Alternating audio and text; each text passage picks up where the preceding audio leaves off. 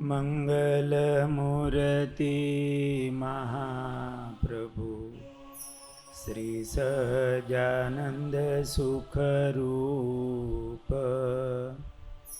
ભક્તિ ધર્મ સુત શ્રી હરિ સમરું સદાયનુપ.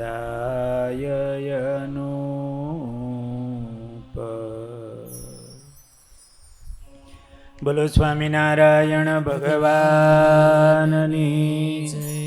હરે કૃષ્ણ મહારાજની શ્રી ઘનશ્યામ મહારાજની જય.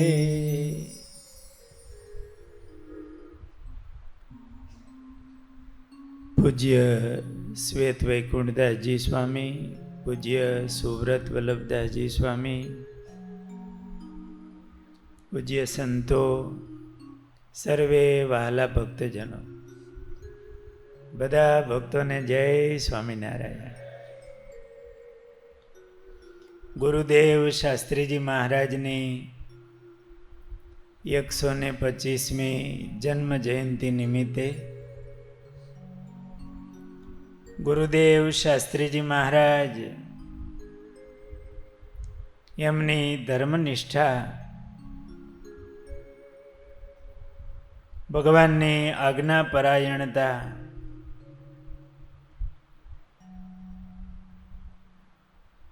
અલ્પ વચનને પણ મહત વચન જેવા માનનારા, જેમનું નામ ધર્મ જીવન, એમનું જીવન જ ધર્મમય હતું. મહારાજે વચનામૃતમાં કહ્યું છે કે ધર્મવાળો કોને જાણવો.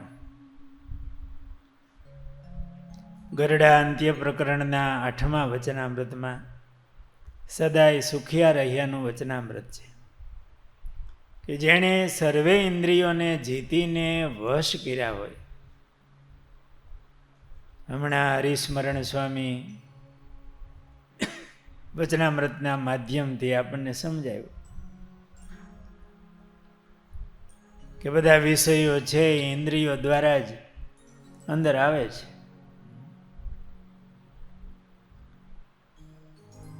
પંચ વિષય રૂપી રોગ છે.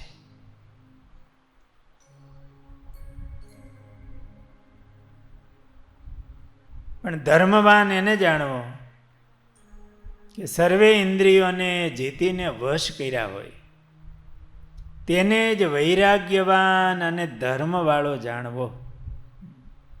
પણ જેના ઇન્દ્રિયો વશ ન હોય તેને વૈરાગ્યવાન ને ધર્મવાળો ન જાણવો. ને આવી રીતે જેમણે ઇન્દ્રિયો જીતીને વશ કર્યા હોય એ સદાય સુખીઓ રહે. નહીં તો મન જ દુઃખી કરે. ગુરુદેવ શાસ્ત્રીજી મહારાજ ઇન્દ્રિય જીત હતા. એમણે ઇન્દ્રિયોને જીતીને વશ કરેલા. મહારાજના ગમતામાં જ એમના એક એક વિચારો, ક્રિયાઓ હોય. મારા મહારાજની શું આજ્ઞા છે, એમનો રાજીપો શેમાં છે, એની સતત જાગૃતિ એ ગુરુદેવ શાસ્ત્રીજી મહારાજને રહેતી. એ વૈરાગ્યવાન હતા, ધર્મવાન હતા, એ ઇન્દ્રિય જીત હતા. એને વશ નહીં, પોતે કહે તેમ કરે.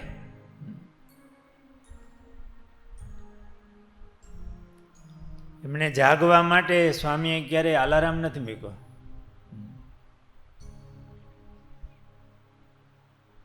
સવારે જેટલા વાગે ઉઠવું હોય સ્વામી એટલા વાગે ઉઠી જ ગયા હોય. સાંજે કીધું હોય કે 5 વાગે નીકળવાનું છે સવારે, તો એ બરોબર 5 વાગે ગાડીનું પૈડું ફેર્યું જ હોય. આપણે તો આ સ્વામીની વાતો કરી છીએ, પણ કે ટાઈમિંગ કંઈ જળવાય નહીં. પણ એ ઇન્દ્રિય જીત હતા. પોતે સંકલ્પ કરે એમ ઉઠી જાય. ક્યારે એ મહાપુરુષને કોઈએ ઝોલું ખાતા જોયા નથી. ગમે તેટલો લાંબો પ્રવાસ હોય, ગમે એટલો થાક હોય, નિદ્રા ઉપર પણ વિજય.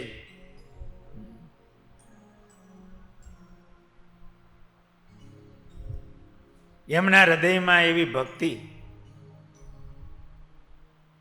સ્વામીએ 2001ની સાલમાં જુનાગઢમાં ઉત્સવ કર્યો 21 દિવસનો. એમાં સ્વામી એવું કહેતા કે 9 દિવસ સુધી એક ધારો સુવાનો ટાઈમ નહોતો મળ્યો.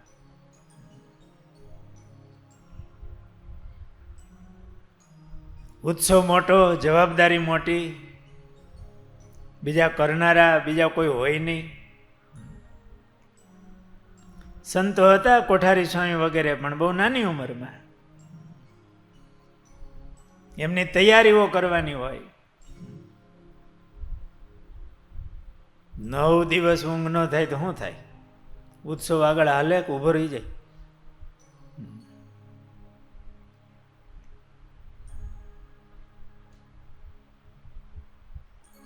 પોતે યોગી. મહારાજને રાજી કરવા માટે પ્રસંગ કરતા હોય ત્યારે ભગવાનની સ્મૃતિ, એમની સેવા, એ જ એને આરામ.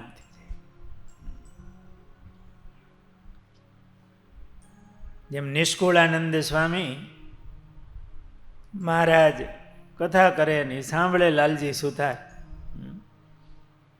18 દિવસ ઊંઘ નહીં. વાત તો એ કરતા હતા કે ક્યારે એ મહાપુરુષને કોઈએ ઝોલું ખાતા જોયા ન હોય, ક્યારે બગાસું ખાતા જોયા નહીં. એટલી મોટી ઉંમરે પણ સાવધાન થકા બેઠા હોય, ટેકો પણ ન હોય.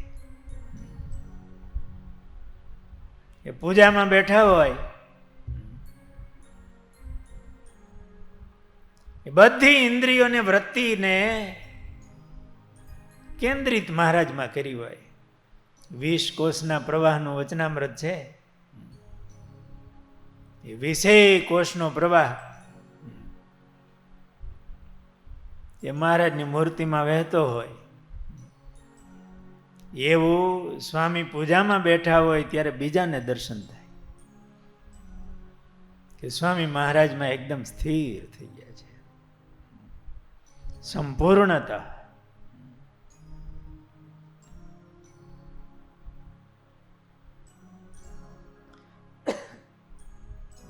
એમની મનની એકાગ્રતા.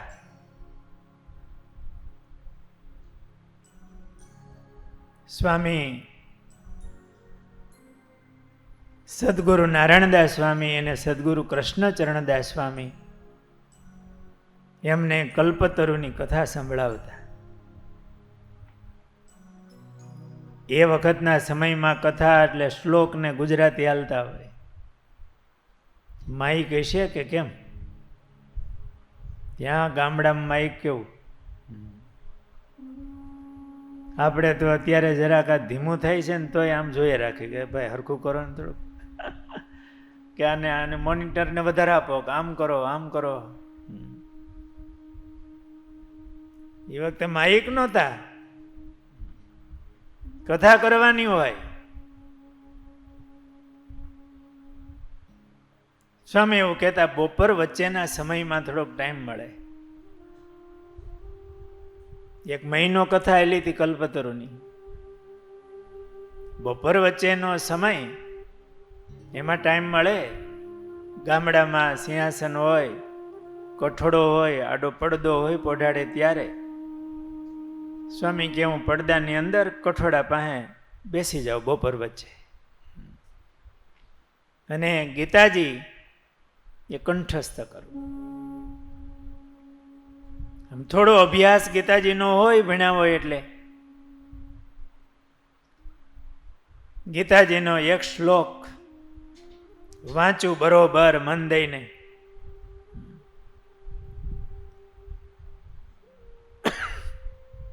બીજી વાર બોલું, ત્રીજી વાર જોયા વિના બોલું,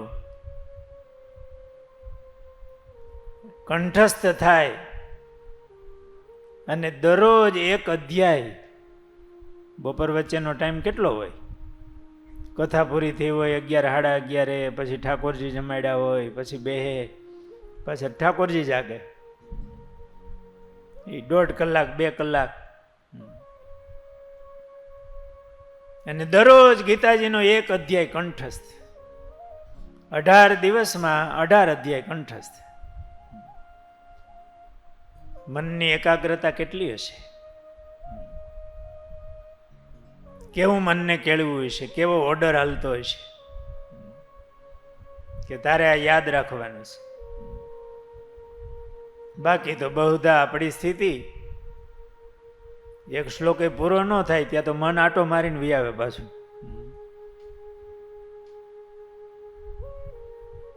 અને એવું કંઠસ્થ કર્યું કે જીવનભર ગીતાજીના 18 અધ્યાય સ્વામીને કંઠસ્થ હતા. એકવાર ચાતુર્માસમાં સૌ નિયમ લેતા હતા. હમણાં મેં મહારાજનું ચરિત્ર વાંચ્યું હતું. મહારાજ દાદાના દરબારમાં ઉગમણા બારના ઓરડાની ઓસરીએ સભા કરીને બેઠા હતા. સૌ સંતો ભક્તો બેઠા હતા. મહારાજે કીધું, આવતીકાલથી ચાતુર્માસ ચાલુ થાય છે, તો સૌ નિયમ લ્યો. સૌ સંતો નિયમ લેવા માંડ્યા. એમાં બ્રહ્માનંદ સ્વામીએ એવું નિયમ લીધું કે દરરોજ મહારાજ તમારી મૂર્તિના 4 પદ બનાવવા અને પાછા સંભળાવવા. એવી રીતે ઘણા સંતોએ કોઈએ કીર્તનના અને એવા નિયમ લીધા. સિદ્ધાનંદ સ્વામીએ તો મહારાજમાં અખંડ વૃત્તિ રાખવાનો, ચાતુર્માસ નહીં પણ કાયમ અખંડ વૃત્તિ રાખવી, એવો અભ્યાસ, એવું નિયમ લીધું. બહુ પ્રસંગ બહુ લાંબો છે. એમ ગુરુદેવ શાસ્ત્રીજી મહારાજ એ નવા સાધુ હતા. હજી સાધુ થયા, કદાચ પાર્ષદ હશે કે સાધુ થયા હશે. ચાતુર્માસ આવ્યો અને નિયમ લીધું કે દરરોજ 4 પદ કંઠે કરવા અને સાંજે સભામાં ઝીલાવવા. કંઠે કરવું અને પછી ઝીલાવવું. એકલા બોલવું હોય ને હેલું, પણ કંઠે કરવું, ઝીલાવવું હોય ને એ કઠણ થોડુંક. સામે ઝીલે ત્યાં થોડુંક આપણું આમ કંઈક મન જરાક આગું પાછું જાય, પછી કડી ઉપડે નહીં, પાછું નવું કંઠે કરેલું હોય. સ્વામી કે ચાતુર્માસમાં નિયમ લીધા અને મારા નિયમ બરોબર પળાણા. એમાં અમુક તો મોટા પદો આવે. 4 પદ કંઠે થઈ જાય ને સાંજે સભામાં ઝીલાવવાના. જૂના સમય પ્રમાણે પેલા એકલ્યું કીર્તન બોલાય, પછી ઝીલણિયું બોલાય. એ ઝીલણિયામાં પાછું 1 પદ નહીં, એ 4 પદ ઝીલાવવાના હોય. અત્યારે તો આપણે એકેય ઘણું થઈ જાય. જૂના રિવાજ પ્રમાણે 4 પદ એ ઝીલાવવાના હોય. તો એ 4 પદ ઝીલાવે અને ચાતુર્માસનું નિયમ બરોબર પળાઈ ગયું. ચાતુર્માસ પૂરો થયો એટલે પૂરું. પછી એને કાયમ યાદ રાખવું. સ્વામી એવું કહેતા, કંઠસ્થ કરેલું ભૂલાય નહીં. તો પાપ બહુ લાગે એવું કહેતા સ્વામી, આનંદથી કહેતા. કંઠે કરેલું ભૂલવું નહીં પાછું. સ્વામીને તો ઘણા પદો કંઠે હતા, 900 ઉપરાંત પદો. બીજું કંઠસ્થ તો જુદું, આ ગીતાજી કંઠસ્થ હતા, બીજા 3000 શ્લોક કંઠસ્થ હતા, જે ભક્ત ચિંતામણીના પ્રકરણો વગેરે વચનામૃતો. પણ આ કીર્તનો કંઠસ્થ. સ્વામી કે લાંબો ટાઈમ બોલાય નહીં ને તો ભૂલાઈ જવાય, એટલે દરરોજ નિયમ રાખેલું કે 42 પદો કે 44 એવું કહેતા, કે એટલા દરરોજ પદ બોલીને પછી સુવાનું. એટલે પાછો મહિને વારો આવી જાય, કેમ ભૂલાય નહીં.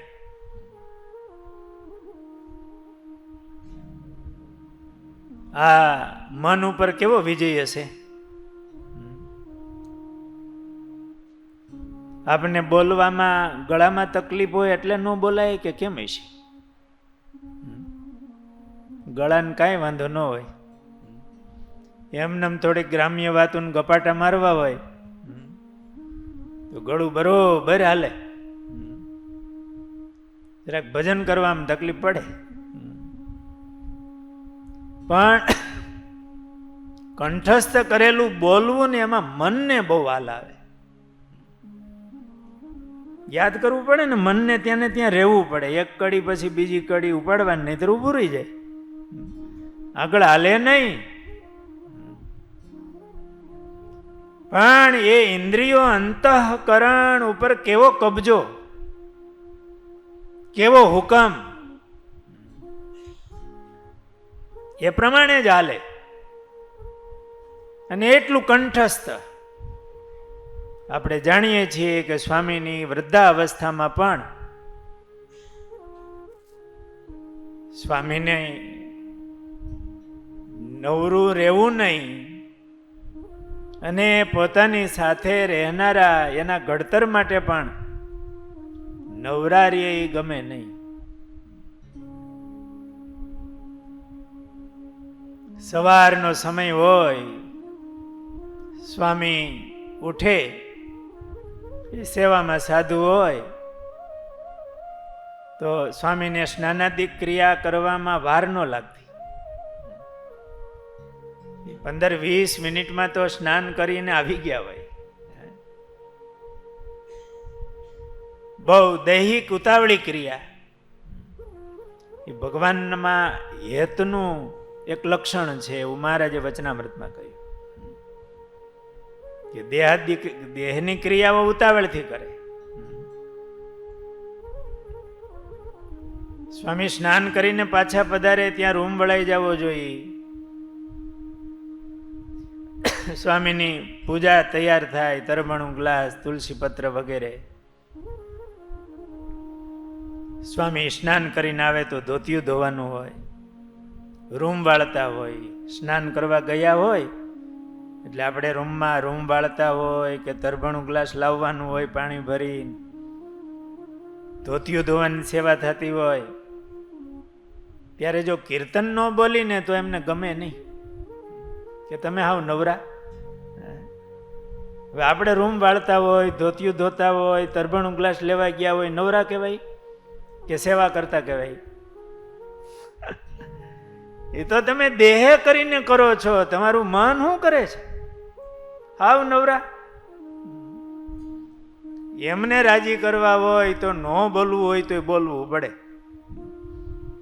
નહીતર એમ કે તમે હાવ નવરા. એટલે કીર્તન બોલવું જ પડે ઊંચેથી. ગાડીનો પ્રવાસ હોય, ગાડીનું પૈડું ચાલુ થાય એટલે કીર્તન ચાલુ થવા પડે. તો જે કંઠસ્થ હોય એ ચોપડી લઈને ન બોલાય. અત્યારે બહુ સારું છે, મોબાઈલ હોય છે સરસ, ખબર ન પડે કે આ કંઠે બોલે છે એક મોબાઈલમાં જોઈને બોલે છે. પણ તોય બોલી તો હારા.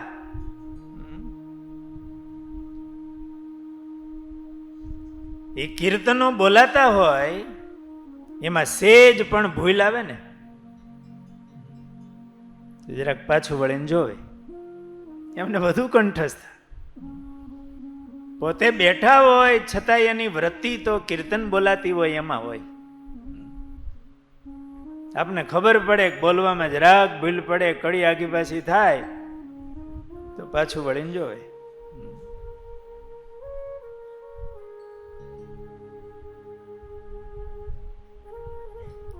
સ્વામીનું એક સૂત્ર હતું, વ્યર્થ કાલો ન નેતવ્યો ભક્તિમ ભગવદો વિના. આ વારે વારે એમની વાતમાં આ મહારાજની આજ્ઞાનું અનુસંધાન આવતું. વ્યર્થ કાળ વિતાવવો નહીં. સ્વામીના રૂમમાં કથા હોય, દરરોજ સાંજે 5 વાગે સ્વામીના રૂમમાં કથા થતી. બધા સંતો આવી જાય, એવા મુમુક્ષુ ભક્તો હોય આવી જતા. વિદ્યાર્થીઓમાં પણ એવા મુમુક્ષુ હોય તો એ વિદ્યાર્થીઓ આવીને બેસી જતા. કથા પૂરી થાય, કથા ત્યારે જ પૂરી થાય, ઓલો બેલ પડે આરતીનો, એટલે કથા પૂરી થાય અને સૌ સંતો આરતીમાં જાય. સ્વામી એવું કહેતા, તમે અહીંથી ઊભા થઈ અને મંદિરમાં જાઓ, શું કરતા હશો? નવરા? ત્યારે શું કરો છો?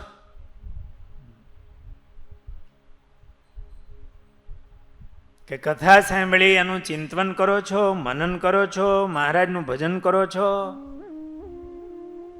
મન તમારું શું કરે છે?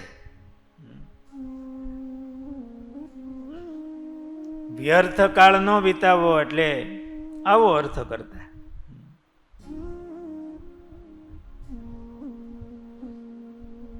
એમનું પોતાના મન ઉપર આધિપત્ય હતું, ઇન્દ્રિય જીત હતા.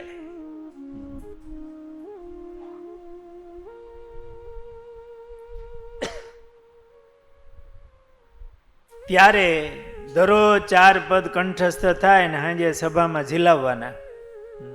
એ તો નાની ઉંમરમાં, એમની 15-16 વર્ષની ઉંમરે. અને જીવનભર એમણે પોતાનું શરીર, ઇન્દ્રિયો, અંતઃકરણ એમને મહારાજની સેવામાં જોડી રાખ્યા. મહારાજના અખંડ સ્મરણમાં પ્રસંગોપાત આપણે વાત નીકળી, આપણે વાત કરીએ છીએ ધર્મનિષ્ઠાની.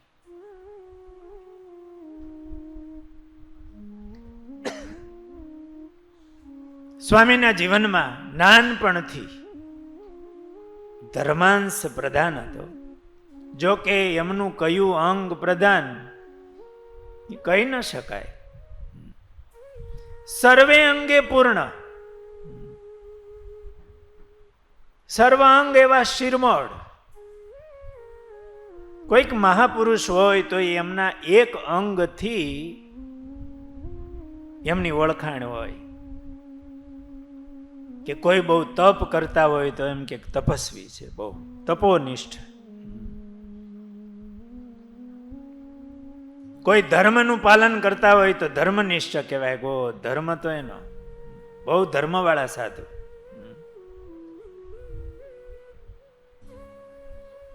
કોઈ જ્ઞાની કહેવાતા હોય, કોઈ માળાથી વખાણાતા હોય, અખંડ માળા કરનારા એવા ભગવદીય સાધુ. ગુરુદેવ શાસ્ત્રીજી મહારાજ એવા મહાપુરુષ હતા. એમના દરેક અંગ એવા હતા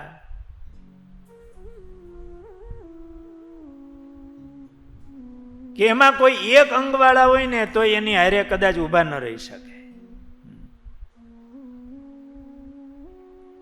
એમની વૃત્તિ મહારાજના સ્વરૂપમાં રહેતી અને ભજન કરતા. આમ સ્થૂળ રીતે જોઈએ તો પણ એક એક રૂવાડે એમણે સ્વામિનારાયણ મહામંત્રનો સ્મૃતિ સાથે જપ કર્યો, એક આસને બેસીને. કેટલા કીર્તનો કંઠસ્થ બોલવાના, હરિલીલામૃત જેવા ગ્રંથોના કેટલા પાઠ. સ્વામી કંઈક 44 પાઠ કરેલા હરિલીલામૃતના.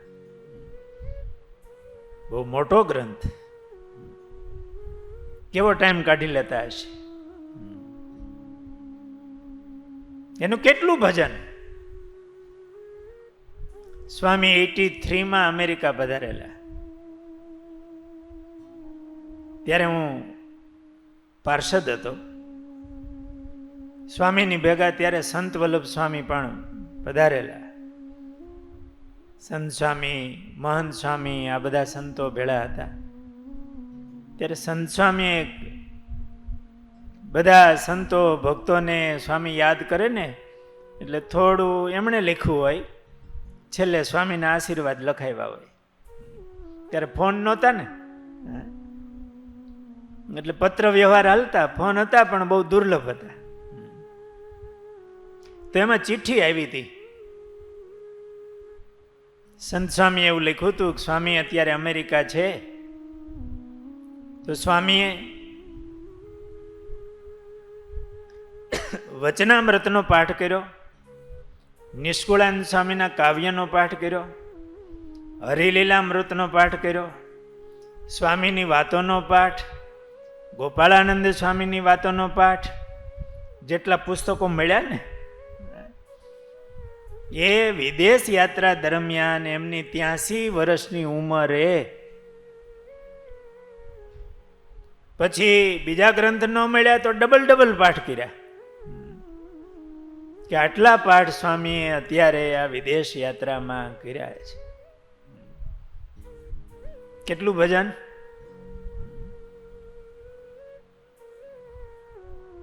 અને અખંડ સ્મૃતિ મહારાજની. ગુણાતીતાનંદ સ્વામી કહે તું તારા દેહને ભૂલ તો હું ભગવાનને ભૂલું.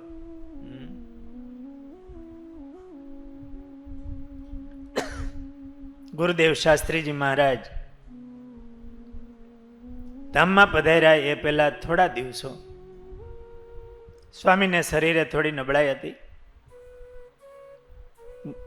બપોરે 3:30 વાગ્યાનો સમય હતો. હું સ્વામી પાસે બેઠો હતો. એમાં મહેન્દ્રભાઈ શેલત આવ્યા. બેઠા. સ્વામીને કીધું સ્વામી હવે તમારી ઉંમર થઈ, શરીર અશક્ત હોય. સ્વામીને થોડું ઝાડા થઈ ગયા હતા, એટલે સ્નાન કરવા માટે વારે વારે જવું પડે. તો આપણા નિયમ પ્રમાણે સ્વામી પાછા સ્નાન કરે. ને મહેન્દ્રભાઈ કે સ્વામી તમે હવે સ્નાન ન કરો ને તો શાસ્ત્રમાં કટી સ્નાન પણ લખ્યું છે. બહિર્ભૂમિએ જાય તો હાથ પગ ધોઈ નાખે ને જરાક કટી સ્નાન કરી લે તો એ થાય. અને સ્વામી હવે ન કરો તોય ચાલે, હાથ પગ ધોઈ લ્યો તો. કારણ કે વારે વારે સ્નાન કરવું, અશક્ત હોય, વૃદ્ધાવસ્થા હોય એટલે સ્નાન કરવાનો પણ એક થાક લાગે. ત્યારે સ્વામીએ કીધું મહેન્દ્રભાઈ એ તો અત્યારે સ્નાન થાય છે ને આ શરીર છે, કદાચ પરાધીન થવાય તો સ્નાન ન પણ થાય. પણ મારા અંતરમાં અજવાળું છે, મને મહારાજના દર્શન થાય છે અને હું મહારાજ પાસે એવું માગું છું કે મહારાજ આ અજવાળું, આ તમારું દર્શન એ મને અખંડ રહેજો. એમની મહારાજમાં અખંડ વૃત્તિ, અખંડ સ્મૃતિ. એવા મહારાજના હેતવાળા, સ્થિતિવાળા સ્વામી હતા. એના જીવનમાં બહારથી કોઈ આટાટોપ નહોતો, પણ સતત જાગ્રત, સતત મહારાજનું અનુસંધાન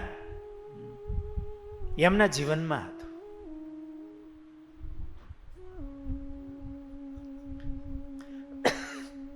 એમની ભક્તિ પણ એવી, એમનો વૈરાગ્ય પણ એવો એમનું જ્ઞાન પણ એવું, એમની સ્થિતિ આત્મસ્થિતિ,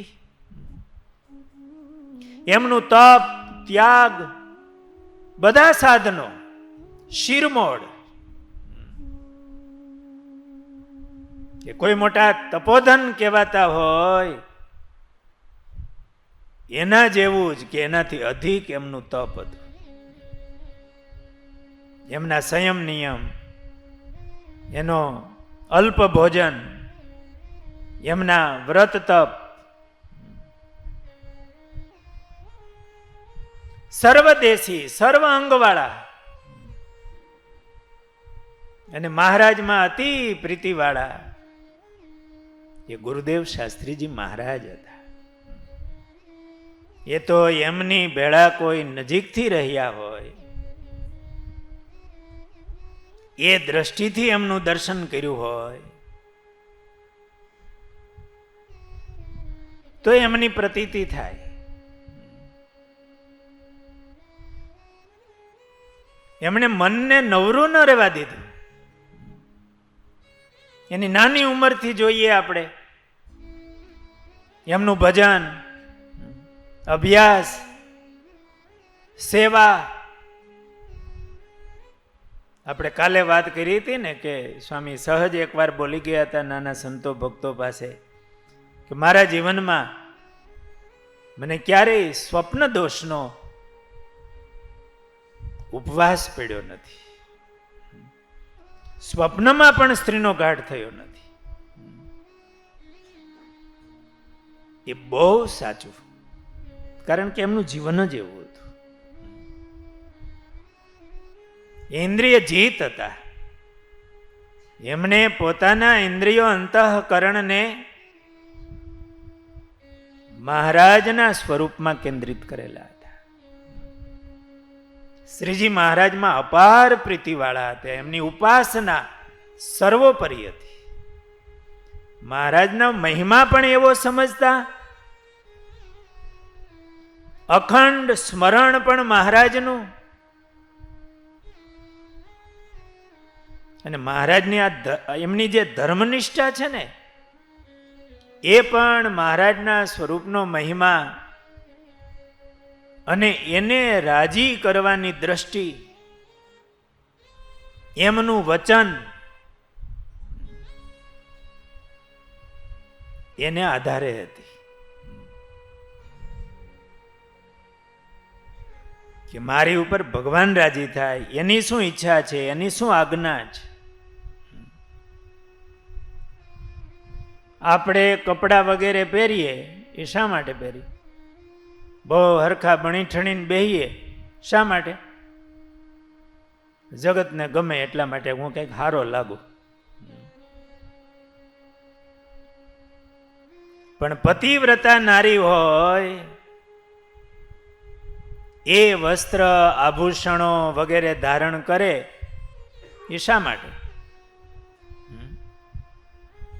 એના ધણીને ગમે એટલા માટે. એવી પતિવ્રતા પ્રણાની ભક્તિ ગુરુદેવ શાસ્ત્રીજી મહારાજમાં હતી. એમની દરેક ક્રિયામાં, દરેક કાર્યમાં, એમના જીવનમાં એને અનુસંધાન હતું, મહારાજને ગમે, એ રાજી થાય એવા વસ્ત્ર, આભૂષણ, વસ્ત્રો. બહુ સરસ પ્રસંગ છે સ્વામીનો. ગુરુદેવ શાસ્ત્રીજી મહારાજની નાની ઉંમર હતી. ગોપીનાથ પુરાણી સ્વામી વખતનો આ પ્રસંગ છે.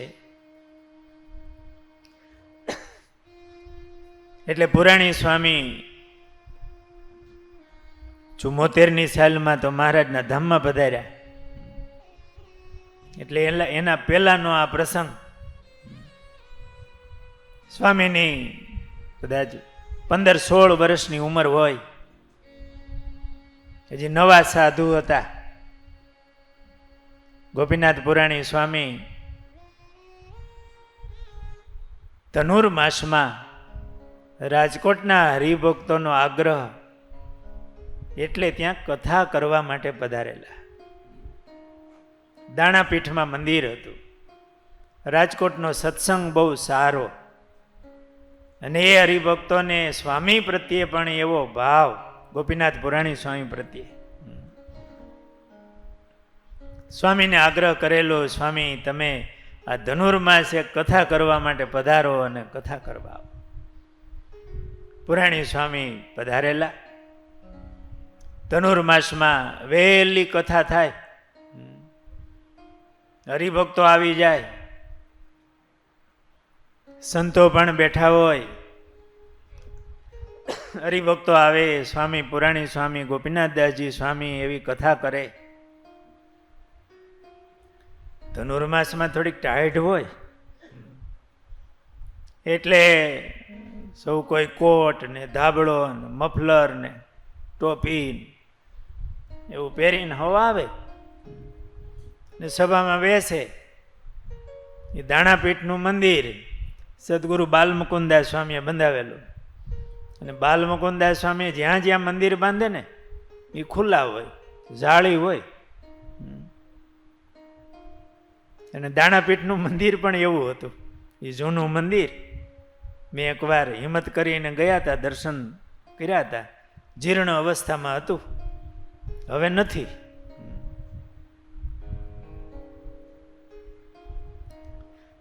સભા મંડપમાં કથા થાય,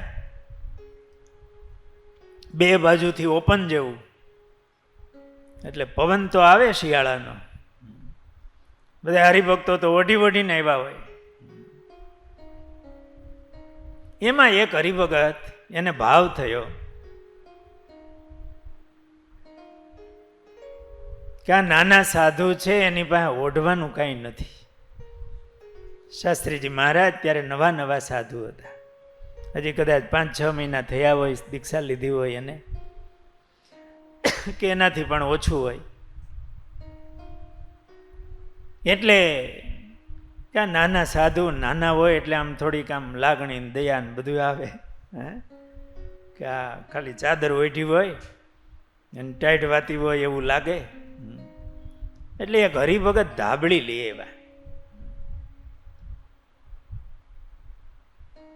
કથા પૂરી થઈ એટલે સ્વામીને ધાબળી આપી કે સ્વામી આ નાના સાધુ કાંઈ ઓઢવાનું છે નહીં, તો આ ધાબળી અમને આપજો. અને પુરાણી સ્વામી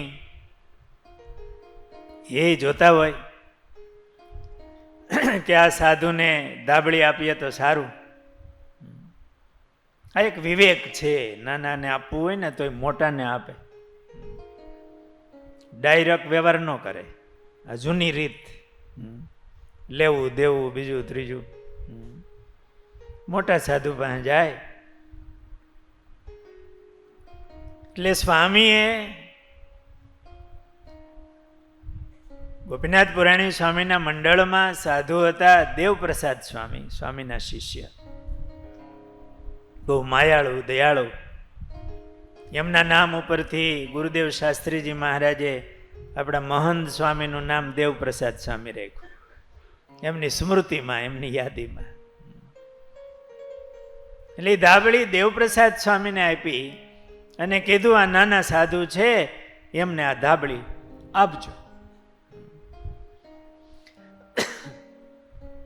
એટલે ધાબળીના છેડા હોય ને એમાંથી આમ દોરા નીકળી જાય એવું હોય.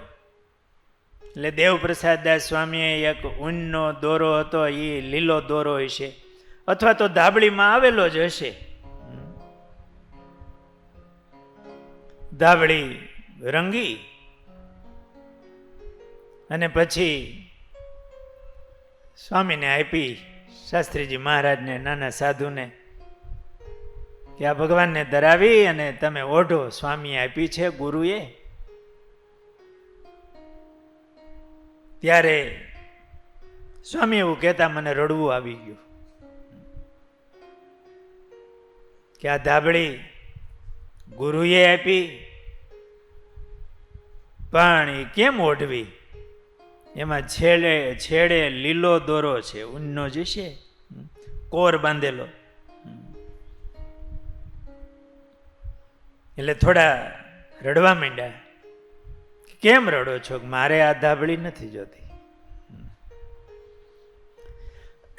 સ્વામીએ આપી છે તો તમે રાખો. પણ આ ધાબળીમાં આ લીલો કોર છે દોરો, એ કેમ ઓઢવો? અને સ્વામીએ પાછી ગુરુએ આપી છે, અને મહારાજની આજ્ઞા શિક્ષાપત્રીમાં કે અમારા સાધુએ કસુંબાદિક રંગથી રંગેલ એવા વસ્ત્ર કે સામેથી મળે તોય એને ઓઢવા નહીં, પહેરવા નહીં. આખું આખું આખું ધાબળી કઈ રંગેલી નહોતી, છેડે એક તાર દીધેલો હતો. પણ નાની ઉંમરમાં પણ ભગવાનની આજ્ઞાનું કેવું અનુસંધાન હશે. પાછું ગુરુનો મહિમા એમણે આપ્યું છે તો આપણે આમ ના કેમ પાડવી, તિરસ્કાર કેમ કરવો? એટલે રડાઈ ગયું. અને દેવપ્રસાદ સ્વામીને વાત કરી કે એમાં હું? પછી દેવપ્રસાદ સ્વામીએ એમાંથી 2 દોરા ઊનના લીલા હશે ધાબળીમાં કોર મઢેલા કેવા, એને કાઢી નાખ્યા. પછી ધાબળી આપી અને પછી એ ધાબળી રાખી. આટલી નાની ઉંમરમાં એમને મહારાજની આજ્ઞાનું અનુસંધાન કેવું છે.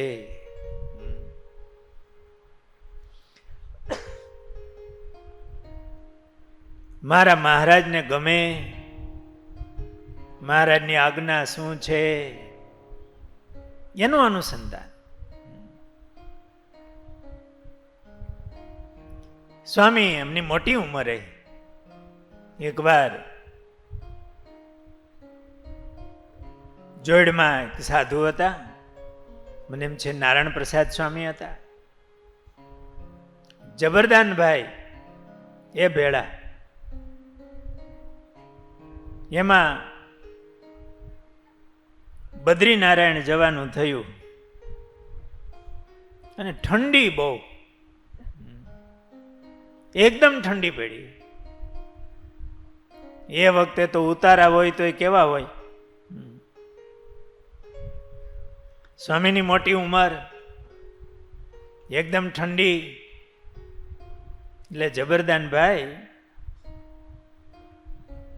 ત્યાં તો ગરમ લુગડા મળતા હોય, એક જર્સી લઈ આવ્યા, અને એ પણ થોડીક ભગવા કલરને નજીક હોય એવી. એને સ્વામીને પ્રાર્થના કરી કે સ્વામી આટલી બધી ઠંડી છે, આ હાથથી જ આવે એવી ઠંડી, તો તમે આ જર્સી પહેરો. અને આપણે પહેરીને ક્યાં બહાર જવું છે? રાત્રે ઉતા હોય, આ શરીરને થોડો ગરમાટો રે, અને માથે તો પાછી ભગવી ચાદર હોય જ. તો સ્વામી તમે આ જર્સી પહેરો ને, આ 2 દિવસ બહુ ઠંડી છે, પછી આટે પ્રસાદીની અમને આપી દેજો, તો તમે આ જર્સી પહેરો. સ્વામી રાત્રે હુવાટાણે પહેરવી હોય ને, અથવા તો ન્યા કોણ પછી હિમાલયમાં ગયા હોય, ત્યાં કોણ બીજા કોઈ હરિભગત હોય કે દર્શન કરવા આવનારા હોય, કદાચ બહાર નીકળે તો કોઈ જાણીતું તો હોય નહીં. માથે પછી ભગવી ચાદર ઓઢી લેવાય. અને આ તો દેશકાળ કહેવાય ને, દેશકાળમાં થોડું ઘણું આમ ફેર પડે તો બહુ વાંધો ન કહેવાય. તમારું કેવું શું છે?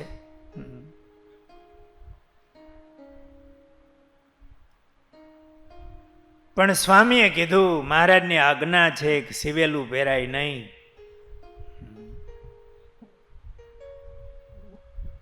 એમણે એ સુવા સમયે પણ રાત્રિના સમયે પણ માથે ઓઢી લેવાનું હોય તો પણ ભગવા કલર જેવી જર્સી હતી તો પણ પહેરી નહીં.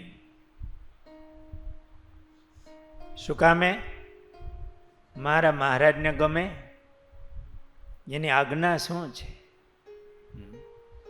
અને કદાચ આવા સમયે મોટી ઉંમરે પહેરી હોય તો મહારાજ પણ દેશકાળ માનત, કઈ નારાજ ન થાત.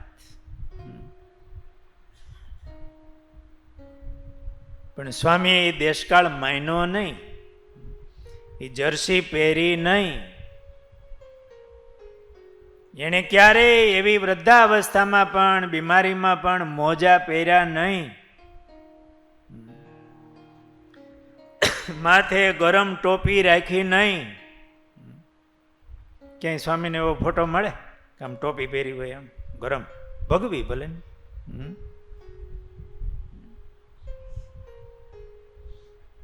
એમણે પહેરી નહીં. મહારાજની આજ્ઞાનું અનુસંધાન કેવું? એ બધા વસ્ત્ર ધારતા હતા કોને માટે? મહારાજની આજ્ઞા. મારા ધણીને હું ગમું.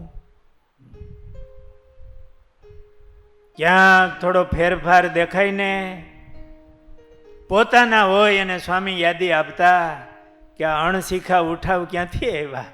અણશીખવાડ્યા. જરાક ફેર પડે તોય ટકોર કરે. એમના જીવનમાં મહારાજની આજ્ઞાનું અનુસંધાન કેવું? હું જ્યારે સ્વામીની સેવામાં હતો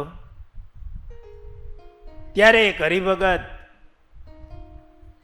બ્લેન્કેટ લાવ્યા હતા વિદેશથી. મને એમ છે ધીરુભાઈ બાબરિયા જ લાવ્યા હતા. બહુ હળવું હોય, ઠંડી હરે એવું હોય. અત્યારનું થોડુંક આધુનિક હોય. અત્યારનું એટલે એ ત્યારે તો આજથી કેટલા 40 વર્ષ થયા. ધીરુભાઈને સ્વામીમાં હેત બહુ આત્મબુદ્ધિનું હેત ગુરુદેવ શાસ્ત્રીજી મહારાજમાં. વિદેશથી આવતા હતા કે સ્વામીને આ બ્લેન્કેટ લઈ જાઓ, હળવું, એટલે શિયાળામાં ઓઢવામાં કામ લાગે. એ લાવ્યા. એમનો એક ભાગ થોડો આમ, એક ભાગ સફેદ, એક ભાગ થોડોક ભગવા જેવો. હવે આટલા દૂરથી લાવ્યા હોય પોતાના શિષ્ય ભગત, એનો ભાવ. એટલે સ્વામીએ હવે એવું બ્લેન્કેટ એવું હતું હળવું, અંદર એ ઓલું પોચવું એકદમ એનું રૂ હોય. પણ મહારાજની આજ્ઞાનું અનુસંધાન કે આ આપણે ઓઢાય નહીં, આ તો કસુંબાદિક રંગવાળું કહેવાય, રંગેલું કહેવાય. પણ આમ સફેદ હતું ને, એટલે સ્વામીએ સંતો ધોતિયા રંગતા હોય ને, મારે ધૂળ પલાળે, ભગવી ધૂળ હોય, એને પેલા પલાળવા માટે પોટલી બાંધવાની હોય. એટલે ધૂળ કપડામાં 2-3-4 વાળું કપડું હોય, એમાં ધૂળ નાખી પછી એની પોટલી રાખી અને આમ જરાક બાંધી દે. અને એ પાણીની ડોલમાં માપનું પાણી હોય એમાં પલાળી દેવાની હોય.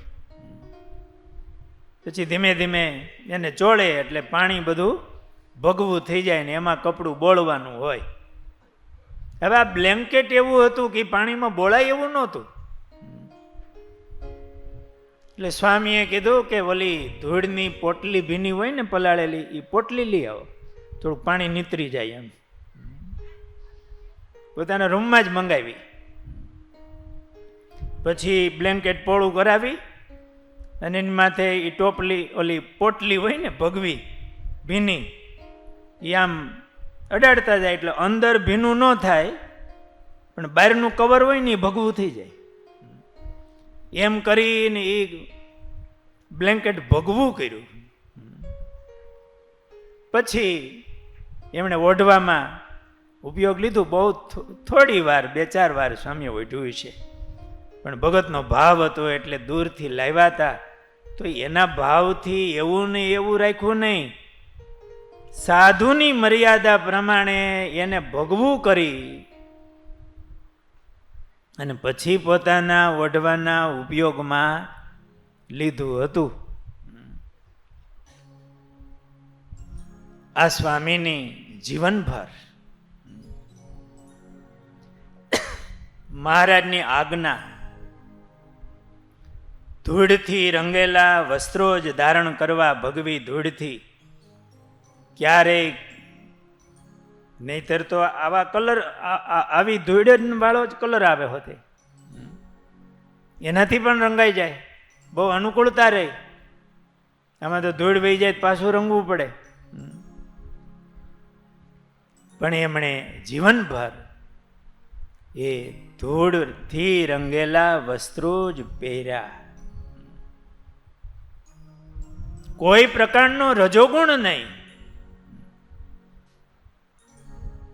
ને છતાંય સુઘડતા, સ્વચ્છતા એ સ્વામીના જીવનમાં. એ પોતે રૂમાલ બાંધતા,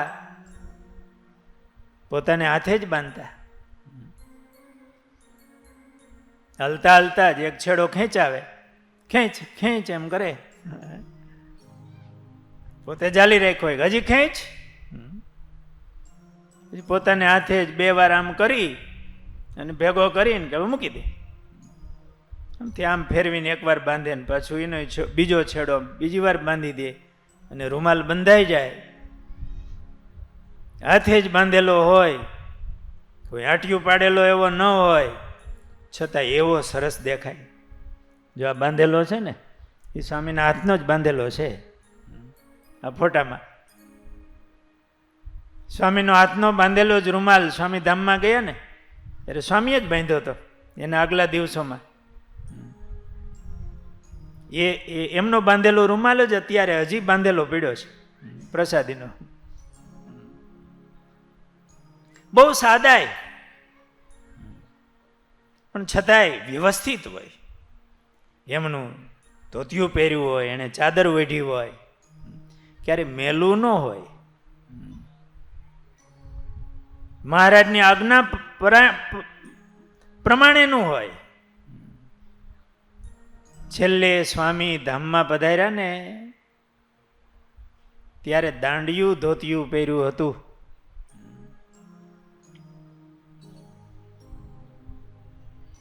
અમારે ધોતિયું પહેરવામાં છે ને વચ્ચે જરી જાય, બેઠક એ ઘસારો આવે ને એટલે વચ્ચેના ભાગમાં એ જરે. 2 બાજુ તો પાટલી હોય એટલે પાટલીમાં ઘસારો ન હોય. સ્વામીનું ધોતિયું જરાક જરી ગયું હતું. સ્વામીને પૂછ્યા વિના નવું કઢાય નહીં,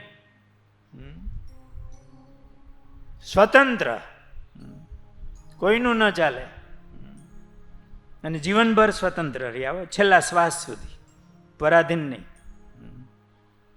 એ કહે એમ જ થાય. અને મહારાજની આજ્ઞા પ્રમાણે જ હોય.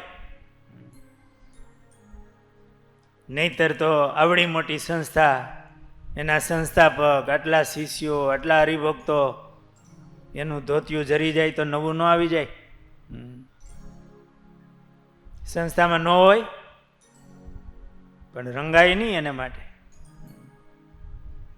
ધોતિયું જરાક જરી ગયું હતું. એમાં આપણા ત્રિભુવન ભગત આવ્યા હતા. ત્રિભુવન ભગત બહુ કુશળ અને પૂર્વાશ્રમમાં દરજી. સ્વામીમાં બહુ હેત એમને. એટલે ત્રિભુવન ભગત આવ્યા એટલે કીધું, ભગત તમને ધોતિયું દાંડિયું કરતા આવડે? કે હા સ્વામી. પણ જો હાંધો કરો ને, આમ ઝીણો હાંધો કરવાનો, ખબર ન પડવી જોઈએ કોઈને કે હાંધેલું છે.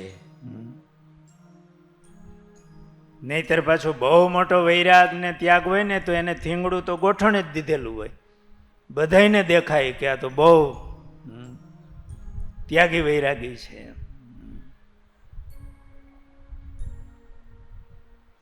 એટલી ઉંમરે પણ એમણે ભગતને પાછું માર્ગદર્શન પણ દીધું, આમ કરજો અને ઝીણો હાંધો કરજો. ભગતે વચ્ચેથી કાતર મૂકી બે છેડા વચ્ચે મઢી દીધા, ઝીણો હાંધો કર્યો, એટલે એને દાંડિયું ધોતિયું કહેવાય. આવરદા વધી જાય. ધોતિયું નવું શા માટે ન કાઢવું? ક્યાં શરીર માટે? આપણે આ સત્સંગનો, હરિભક્તોનો આ 5 પૈસા આપણે શા માટે વાપરવા? કરકસર રાખી. પણ અહીં પૂજ્ય ઘનશ્યામ સ્વામી બેઠા છે ને, એ સાધુ થયા ત્યારથી નવું ધોતિયું કાઢ્યું નથી. સાધુ થયા હોય ત્યારે નવા રીંગા હોય, બાકી જૂના હોય કે બે હાંધા કરેલા હોય. આપણા હરિપ્રસાદ સ્વામી પણ એવી રીતે જ એ જીવનભર એમણે આપ્યું. આજે આપણા મહંત સ્વામી છે તો એ નવું વસ્ત્ર બને ત્યાં સુધી ન આવે, વર્ષો કાઢી નાખે. ક્યાંક થોડો ઘણો હાંધો કરવો હોય તો કરી નાખે. આપણી આ સ્વામિનારાયણ ભગવાનના સાધુઓ, એમની સાદાઈ, કે ઓછું વાપરવું ને વધારે સેવા કરવી, સ્વામીની આ સાદાઈ હતી. એ વૃદ્ધાવસ્થામાં પણ સ્વામી જ્યારે ધામમાં પધાર્યા ને એ સમયે સ્વામીએ એ દાંડિયું ધોતિયું પહેરેલું હતું. એમની સાદાઈ પણ પાછી સુઘડતા પણ એવી.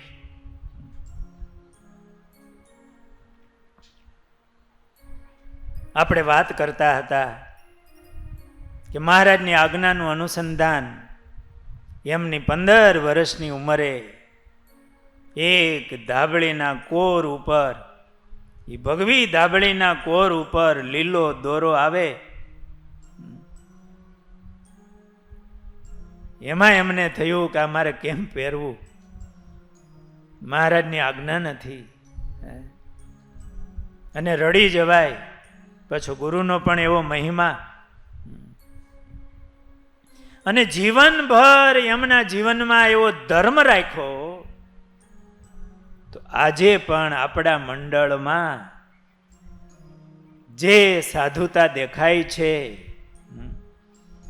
જે આપણા મંડળમાં ગુરુ મહારાજની આજે 80 વર્ષની ઉંમર છે, આપણા વડીલ સંતો છે, કોઈના જીવનમાં કોઈ સિવેલું વસ્ત્ર આવ્યું નથી, મોજા આવ્યા નથી.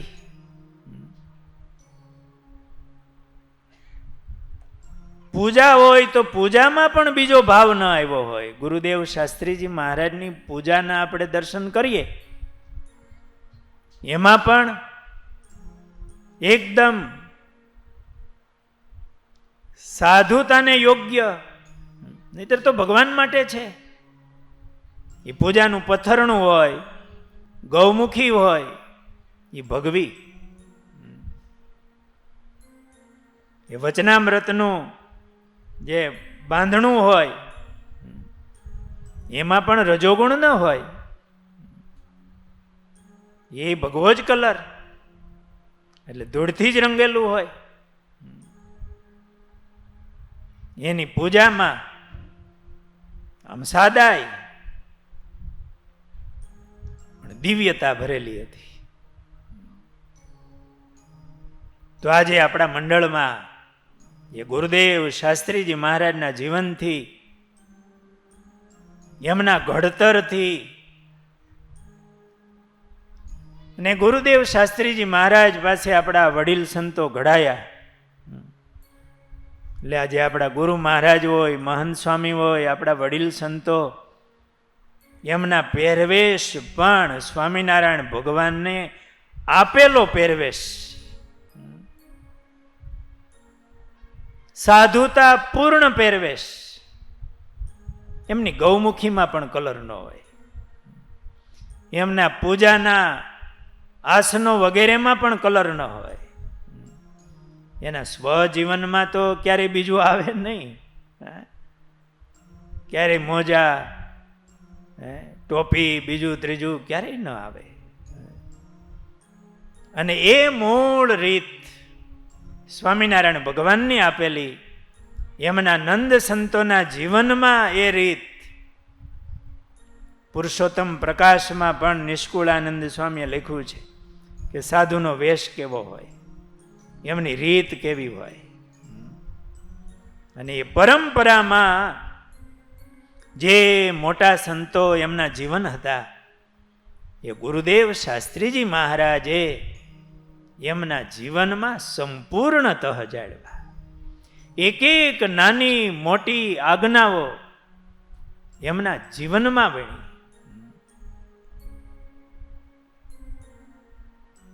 સાધુના નિયમ પ્રમાણે જીવનભર એમનું આસન બહુ સાદું રહ્યું. સ્વામી નાના હતા, વડતાલ ભણતા હતા. 7 વર્ષ સ્વામી કે હું વડતાલ ભણ્યો. સભા મંડપમાં જ આસન કે 3 કોથળા ફાડ્યા હતા. એટલે કોથળો એ જ આસન, એટલે કોથળો હોય ને એને 2 સાઈડમાંથી હુતરીથી સીવેલું હોય એ કાઢી નાખે, એટલે આમ લાંબુ કરી નાખે ને, એટલે કોથળો લાંબો થઈ જાય. 2 સાઈડમાંથી પેલું કરી નાખે. એટલે વેકેશનમાં કેમ ગયા હોય ને કોથળો આઘો પાછો થયો હોય તો વળી બીજો આવ્યો હોય, એમ કે સ્વામી કે 7 વર્ષ વડતાલ રહ્યો, એ આસનમાં 3 કોથળા વપરાણા હતા. અને ઓઢવા માટે સ્વામી કે મારો રૂમાલ હતો ને બહુ જાડો હતો, માથે બાંધવાનો રૂમાલ હોય ને પાણકોરાનો, એટલે હાંજે ઓઢવામાં રૂમાલ ઓઢી લઈ. બહાર જવું હોય ને રૂમાલની જરૂર પડે ત્યારે બાંધવા વાળાની તો કંઈ જરૂર નહોતી. એ જે ઓઢવાનું હોય એને જ પાછું આમ જરાક હંકેલીને માથે બાંધી દે. પણ પાછી સ્વામીની આમ ચતુરાઈ એવી, એની આવડત એવી. સ્વામી કે સાધુને બધું આવડવું જોઈએ. હાથ હંબેલ્યા. સ્વામી કે બૂટ સીવતા પણ આવડે. નાના હોય ત્યારે તો હાથીને નાડ બાંધવાનું ને બધું, એ નાનાજી 12-13 વર્ષના હતા ને ત્યારથી બધું આવડતું. સાધુ થયા પછી પણ બધું કીધું ને કે આખો અન્નકોટ બનાવતા આવડે. અને પાછું બરોબર આવડે, એમ એ સારું જ હોય. એટલે બહાર જવું હોય તે માથે બાંધી લે, અને રાત્રે ઓઢવા માટે પાછો એનું એ રૂમાલ જાડો રાખતા, ઓઢવામાં હાલે. સ્વામીનું આસન, ગુરુ મહારાજનો, શાસ્ત્રીજી મહારાજનો જે રૂમ છે, વિદ્યાર્થીના રૂમમાં જે લાદી નાખેલી છે એ જ લાદી સ્વામીના રૂમમાં. ત્યારે સ્વામી કે પેલા કડિયા હતા, થોડાક સ્વામીને વિશે હેતવાળા, સેવા કરનારા, એ લાદી જેમાં ને કે આ હું ઘોડશાળ બનાવવી છે, આ લાદી હું નહીં નાખવા દઉં. છાત્રાલયમાં વિદ્યાર્થીઓને નખાય છે ને એ જ નખાશે આમાં. અને આજે પણ એ જ લાદી છે, હજી દર્શન થાય છે. એ રૂમમાં સ્વામીનું નીચે જ આસન રહેતું, ભોંય પથારી જ આસન. સ્વામી ખૂબ બીમાર પડ્યા, અશક્ત થયા. પછી પોતાની મેળે બેઠું, એમને બેઠું ન થવાય એટલે પાટની જરૂર પડી. ત્યારે એ પાટ હરિભગત મહિમાવાળા હોય, શેટી લઈ આવ્યા, તો એમાં સનમાઈકો નાખેલો હતો. સ્વામી કે સાધુને આ પાટ ન હાલે રજોગુણી, આપણે તો ઊંચું જરાક જોઈ બેહવા ઉઠવામાં અનુકૂળ આવે એટલા માટે પાટ રાખી, પણ આ રજોગુણ વાળું ન હાલે. ત્યારે સ્વામીના રૂમમાં એ પાટ છે આસન. એ બીમાર થયા પછી એના વૃદ્ધ ઉંમરમાં એ પાટ આવી. મહારાજની આજ્ઞાનું અનુસંધાન, એમના જીવનમાં એવી સાદાઈ, નાની મોટી આજ્ઞાનું અનુસંધાન એ મહાપુરુષના જીવનમાં જીવનભર રહ્યું. એમની ભક્તિ હતી. મહારાજને શું ગમે, અને પોતે તો 80 વર્ષ પછી, મહારાજે પણ 80 વર્ષ પછી આમ છૂટું હોય એ બાળક કહેવાય. એમને માટે થોડુંક છૂટછાટ, પણ સ્વામીએ પોતાના શિષ્યોની પ્રેરણા માટે પણ જીવનભર એવું સાદું જીવન રાખ્યું. સ્વામીનું શરીરનું સ્વાસ્થ્ય પણ સારું હતું. ઇન્દ્રિય જીત હતા ને, જીવનભર સ્વતંત્ર રહ્યા. એટલે સ્વામીનો પહેરવેશ એ પણ બહુ પ્રેરણાદાયી અને મહારાજની આજ્ઞા પરાયણ હતો.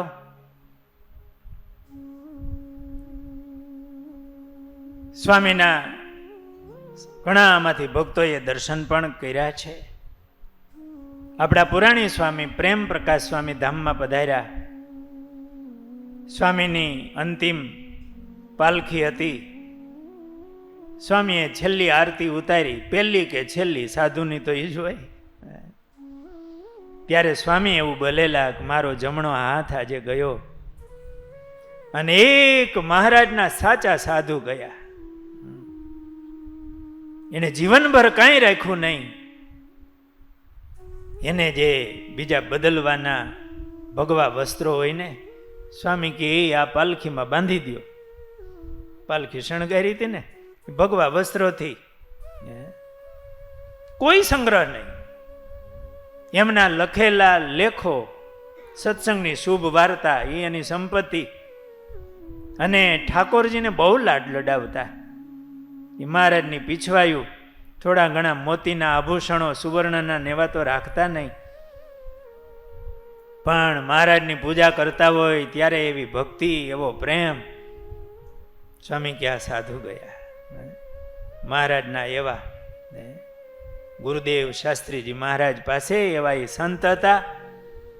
એટલે એમની ભેળા રહેલા સંતો પણ, આપણે બધા સંતોને પુરાણી સ્વામી, જોગી સ્વામીની સાધુતા, એમના તપ, વૈરાગ્ય, એનું ભજન, એને પોષણ ગુરુદેવ શાસ્ત્રીજી મહારાજે આપ્યું છે. એમની સાધુતા, એને ભજન કરવાની અનુકૂળતા એ ગુરુદેવ શાસ્ત્રીજી મહારાજના સાનિધ્યમાં મળી છે. માનદ સ્વામી એને કીધું હતું કે તું કુળમાં રહેજે, શાસ્ત્રીજી મહારાજ ભેળો રહેજે ને તો તારો ધર્મ પડાય, ભજન થાય. અને સ્વામી એવા મહાપુરુષ હતા. એ ધર્મ, જ્ઞાન, વૈરાગ્ય યુક્ત એમનું, ભક્તિએ યુક્ત એમનું જીવન હતું. એકાંતિક સંત હતા. એટલે એમના સાનિધ્યમાં એવા ભગવદીય સાધુઓનું ધર્મ, જ્ઞાન, વૈરાગ્ય, ભક્તિનું, તપ, ત્યાગ, વૈરાગ્યનું પોષણ થતું. એમને પ્રોત્સાહન મળતું, કારણ કે સ્વામી જ એવા હતા. અને એમના ઘડતરથી આપણા મોટા મોટા સંતો જે થયા, મહારાજના ધામમાં ગયા, એક એક સંતોને યાદ કરીએ, એ કેવા દિવ્ય રીતે મહારાજના ધામમાં પધાર્યા. અને આજે પણ આપણે એવા જ જીવન, આપણા પૂજ્ય ગુરુ મહારાજ, પૂજ્ય મહંત સ્વામી આપણા છે એટલે નહીં, પણ એમના જીવન જ એવા છે. અને એવા એકાંતિક ધર્મ પાળનારા, ભગવાનની આજ્ઞા પાળનારા, અને એક ભગવાનમાં જોડાયેલા, એમને રાજી કરવા માટે જ એમનું એક એક ક્રિયા હોય. એ ગુરુદેવ શાસ્ત્રીજી મહારાજે આપણને આવા મહાપુરુષો આપ્યા છે. પોતાના જીવનમાં એવું રાખ્યું, એવી સાધુતા. સ્વામિનારાયણ ભગવાન એમના કોઈ સાચા સંત કેવા હોય. નંદ સંતોને આપણે દર્શન નથી કર્યા, પણ એ મોટા મોટા સંતો, એમના જીવન, એમના ધર્મ જ્ઞાન વૈરાગ્ય ભક્તિ, એમનું દર્શન ગુરુદેવ શાસ્ત્રીજી મહારાજના જીવનમાં થતું. અને એવા ગુરુ એ આપણને મળ્યા. આપણા અહો ભાગ્ય છે. એમના જીવનમાંથી આપણા જીવનમાં પણ આપણે મહારાજને ગમીએ એવા બનીએ, મહારાજની આજ્ઞા પરાયણ આપણું જીવન બને એવો આપણે પ્રયાસ કરીએ તો એ ગુરુદેવ શાસ્ત્રીજી મહારાજને 125મી જન્મ જયંતિ પર્વે આપણે સાચી શ્રદ્ધાંજલિ આપી કહેવાય. એ નિમિત્તે આપણે એમનો જન્મદિવસ સાચા અર્થમાં ઉજવો કહેવાય કે એમને જેવું ગમતું, એમનું જેવું જીવન હતું, એ આપણને જોવા માગતા હતા, એવું આપણું જીવન બનાવીએ તો શ્રીજી મહારાજ અને એવા ગુરુનો આપણને આશીર્વાદ મળે, રાજીપો મળે. આટલી વાત સાથે હું વિરમું છું. બોલો સ્વામિનારાયણ ભગવાનની.